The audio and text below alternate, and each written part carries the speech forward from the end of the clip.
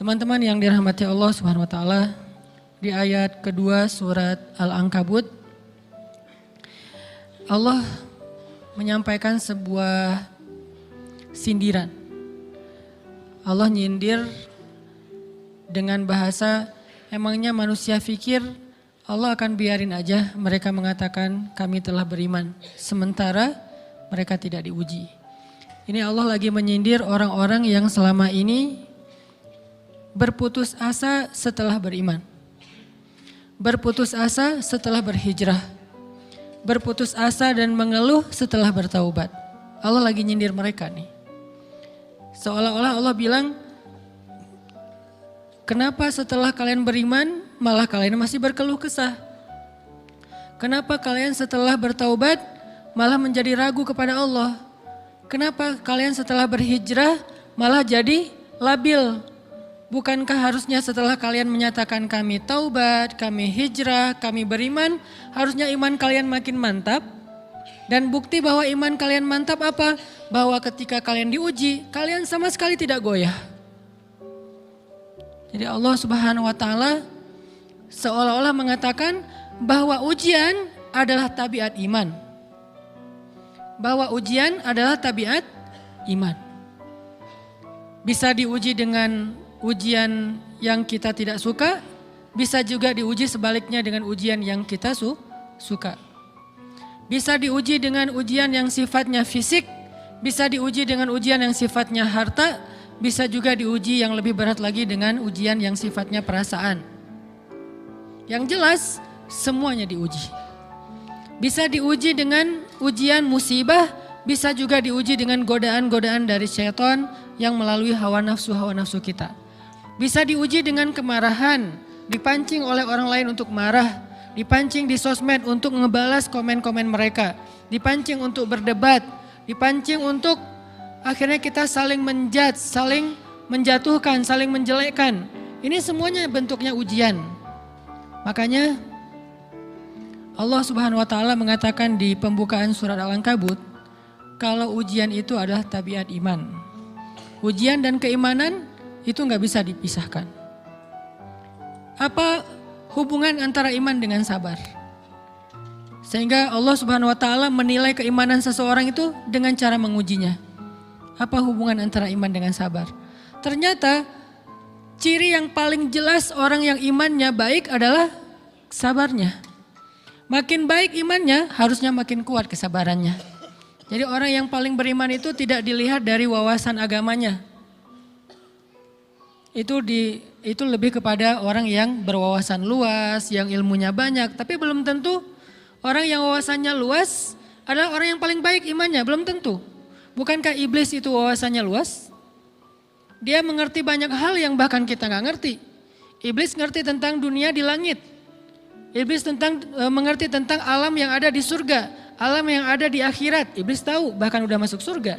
Jadi ilmu iblis lebih banyak daripada kita sekarang. Tapi kenapa iblis malah tidak sebanding antara ilmunya, wawasannya dengan ketakwaan dan kesolehannya? Karena iblis tidak sabar dengan sebuah ujian. Ujian iblis apa? Eksis. Itu ujiannya iblis. Dia udah lama eksis, followersnya banyak. Setiap dia posting, orang berlomba-lomba jadi first like. Setiap dia posting, di repost rame-rame. Di YouTube viral. Channelnya tuh paling banyak subscribersnya. Iblis. Coba cari nanti di YouTube iblis. Ada nggak channel? Itu udah viral banget loh. Eksis banget. Tiba-tiba datang pendatang baru. Muncul pendatang baru. Pendatang baru ini tiba-tiba melejit. Followersnya langsung nambah. Kejar-kejaran akhirnya disalib. Pas lagi kayak gitu dia nggak kuat dengan ujian nama besar, ujian eksistensi, ujian popularitas, ujian siapa yang lebih dihargai, ujian-ujian kayak gitu.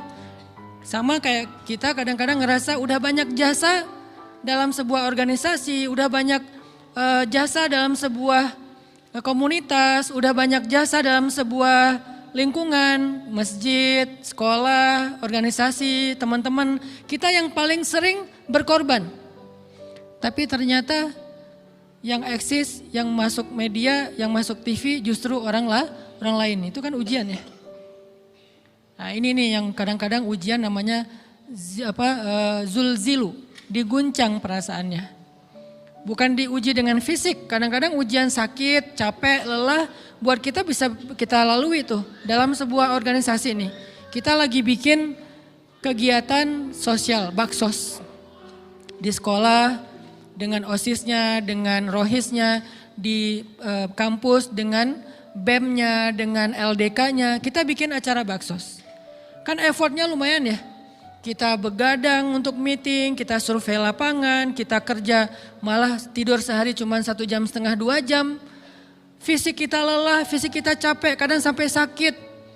Sampai dirawat di rumah sakit gara-gara kena misalnya tipes gitu, gara-gara kita habis-habisan bekerja, itu buat kita gak masalah. Ujian fisik kita lalui. Dan besok mau ngadain lagi, kita yang paling semangat dan aktif. Gak masalah capek juga. Gak masalah juga kita lelah, gak masalah kurang tidur, gak masalah berjalan jauh, gak masalah. Satu, ujian harta. Kita yang justru nombokin. Kita yang nalangin dulu modal-modal untuk kegiatan-kegiatan tersebut. Kalau ternyata gak tercover dananya, akhirnya gak bisa dibalikin talangan kita, gak apa-apa, kita ikhlas. Kita berkorban dengan harta kita. Butuh apa? Saya bayarin. Butuh apa? Kita lewatin ujian harta. Tapi begitu ujian perasaan, kita udah capek, lelah, kurang tidur, nombokin, nalangin habis-habisan. Ternyata teman kita yang jadi ketua panitia ada kadang cuman masalah itu doang. Atau dia yang jadi PR-nya. Yang namanya PR ketika diliput oleh media kan dia yang muncul mukanya kan. Akhirnya diundang oleh misalnya hitam putih lah atau apalah. Kok dia yang muncul di sana? Atau diundang berdua, tapi sampai di sana dia yang banyak ngomong, kita diam aja. Pulang-pulang pundung. Begitu besok mau ngadain lagi, udah gak mau terlibat. Left group.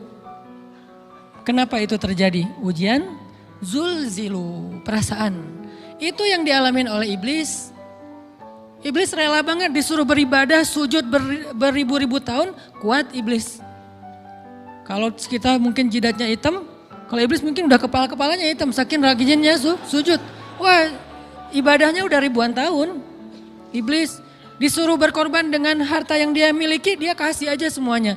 Tapi kalau disuruh dia ngalah dari Adam untuk memimpin alamin, menjadi khalifatullahi fil ard, menjadi pemimpin wakilnya Allah di muka bumi, buat iblis ini berat. Kenapa dia? Ana khairum min, saya lebih baik daripada dia. Saya lebih senior daripada dia. Saya lebih sehat daripada dia. Saya lebih keren daripada dia. Saya lebih. Ujian emosional, ujian ego, ujian perasaan. Itu yang lebih berat buat kita. Kadang sakit dan dirugiin orang lain, teman segala macam kita masih oke lah. Selama ini asal kita ngumpul selalu gua yang bayarin, oke deh gak usah dibahas. Baru dibahas nanti pas sakit hati. Kalau belum sakit hati kan gak dibahas kan? Gak apa-apa deh kita terus yang bayarin, kita traktirin ngopi apa segala macam. Gak pernah dibahas. Kebersit sih di benak kita, cuman gak mau dibahas. Kenapa? Udahlah biarin aja, easy going.